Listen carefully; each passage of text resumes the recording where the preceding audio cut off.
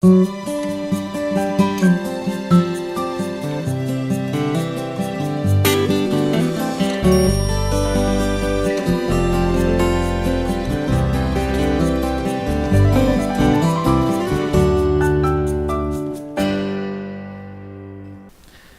dia, amigo. Estamos nós juntos começando um novo dia, na expectativa e no desejo de que as bênçãos do Senhor o acompanhem ao longo de cada momento desse dia que se inicia. Receba nosso abraço carinhoso, mas eu quero me dirigir especialmente aos que justamente hoje completam mais um ano de vida. Vocês são especiais e neste dia eu desejo que a graça de Deus possa marcar a sua vida, que a presença de Deus seja notória, perceptível e que a condução de Deus em cada aspecto do seu caminhar possa ser muito significativa. Portanto, muitas felicidades para você, não apenas no dia de hoje, mas ao longo de sua história e de sua trajetória. A todos, o convite é que dediquemos os próximos instantes ao estudo da Palavra de Deus. Quero voltar a falar sobre família, assunto que tem nos acompanhado desde a semana passada. E eu tenho certeza que algo interessante para a sua vida pode ser observado e aprendido neste momento. Na carta do apóstolo Paulo aos Colossenses, no capítulo 3, eu gostaria de ler com você o versículo 13, que diz o seguinte: suportai-vos uns aos outros, perdoai-vos mutuamente, caso alguém tenha motivo de queixa contra outrem. Assim como o Senhor vos perdoou, assim também perdoai vós. Desde a semana passada temos falado sobre família, sobre relacionamentos familiares. Refletimos um pouco sobre o projeto de Deus para a família, os planos dele. Na semana passada tivemos a oportunidade de refletir sobre os papéis, o relacionamento conjugal, relacionamento de pais e filhos, a atitude dos pais, a atitude dos filhos. Falamos um pouco sobre a harmonia familiar e também sobre a importância de Deus como fundamento da família, como base da família. Essa semana eu quero retomar o tema. Depois de termos falado especialmente sobre o Dia das Mães ontem, eu queria hoje conversar com você a respeito de relacionamentos familiares e alguns elementos fundamentais a esses relacionamentos. Esse assunto vai nos acompanhar até a próxima sexta-feira, mas hoje, especialmente, eu quero lembrar um elemento indispensável aos relacionamentos familiares. Eu quero que você considere que uma família é formada pela união de pessoas que são naturalmente diferentes entre si. Os cônjuges são diferentes um do outro. Os pais são diferentes dos filhos, os irmãos são diferentes. Percebemos isso de modo claro ao longo de nossa história e de nossa existência. São diferenças inerentes à própria natureza. Lembro-me de alguém que certa vez comentava comigo que ficava difícil para ele acreditar em signos depois que tivera trigêmeos. Porque embora os signos tentem estabelecer que alguém que nasce na mesma época tem alguma semelhança de gênero de comportamento, dizia ele: pastor, eu tenho 3 filhos que nasceram praticamente na mesma hora e são radicalmente diferentes um do outro. Somos diferentes, filhos são diferentes uns dos outros, pais são diferentes dos filhos, cônjuges são diferentes entre si. E nessas diferenças nós percebemos o potencial para os conflitos. E é por isso que nos relacionamentos, especialmente nos relacionamentos familiares, onde estamos mais próximos, onde convivemos mais intensa e intimamente, que as diferenças aparecem e os atritos surgem.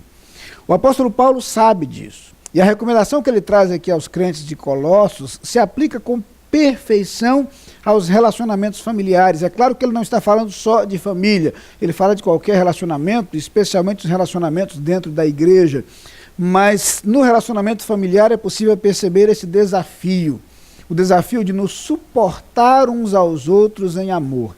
Aqui um detalhe interessante: conquanto costumemos usar a palavra suportar como um sinônimo de tolerar, convém entender que a palavra suportar significa essencialmente dar suporte. Suportar é apoiar. O desafio num relacionamento, especialmente no relacionamento familiar, é que sejamos suporte um do outro, sejamos apoio um ao outro. Mas é nesse relacionamento que os atritos vão surgir, os conflitos vão surgir. E é por isso que a recomendação do apóstolo Paulo prossegue.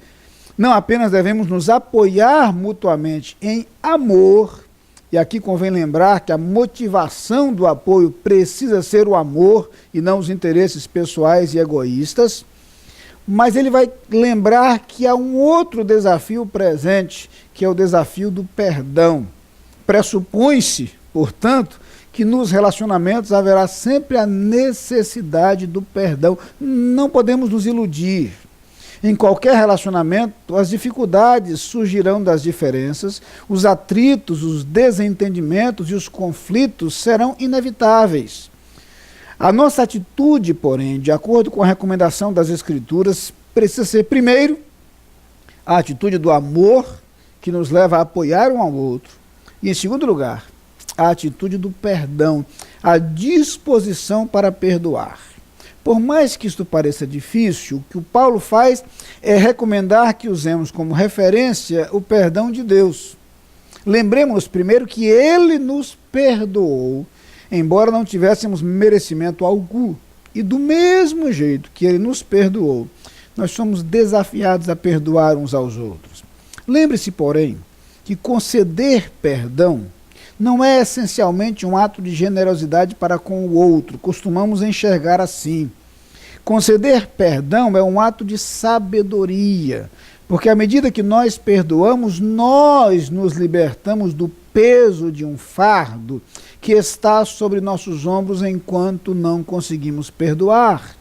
E a dor se torna mais intensa, e a amargura cria raízes. E o ódio começa a comprometer as nossas decisões, e o nosso futuro começa a ser prejudicado, e a nossa saúde começa a ser atingida enquanto não conseguimos perdoar. Já mencionei aqui aquela declaração de alguém que afirmou com muita propriedade que não perdoar corresponde a ficar tomando constantemente doses de veneno, esperando que o outro morra. Nós nos envenenamos quando nutrimos o ódio ao invés do amor, a amargura ao invés do perdão. Nos seus relacionamentos familiares, eu teria duas perguntas a lhe fazer nesta manhã. A primeira delas, tem sido os seus relacionamentos marcados pelo apoio, pelo suporte, pelo amor? E a segunda pergunta, você tem sido capaz de perdoar quando isso se faz necessário? Saiba que isso fará uma grande diferença no seio da sua família. E é esse meu desejo de coração na manhã de hoje. Vamos orar. Pai querido, muito obrigado porque a tua palavra nos ensina sobre todas as coisas, especialmente sobre aquelas que nos são mais preciosas, como os relacionamentos familiares.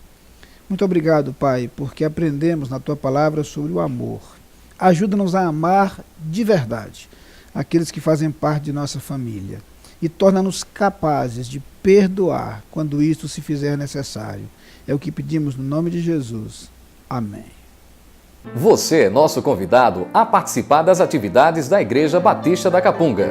No domingo, Escola Bíblica Dominical, às 9 e 18 horas. Culto, às 10 e 19 horas. Transmitidos ao vivo pela internet e pela Rádio Evangélica 100.7. Culto infantil e atividades para crianças de todas as idades.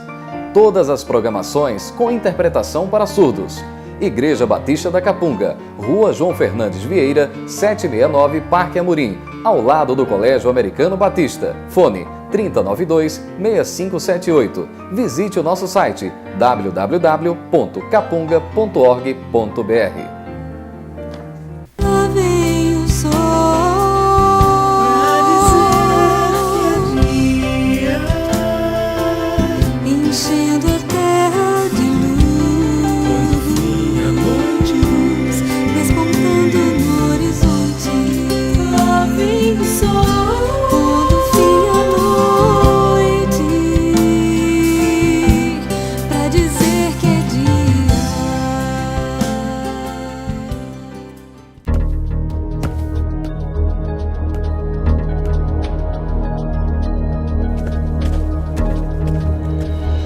A Adlin cuida da sua empresa para você cuidar mais de você.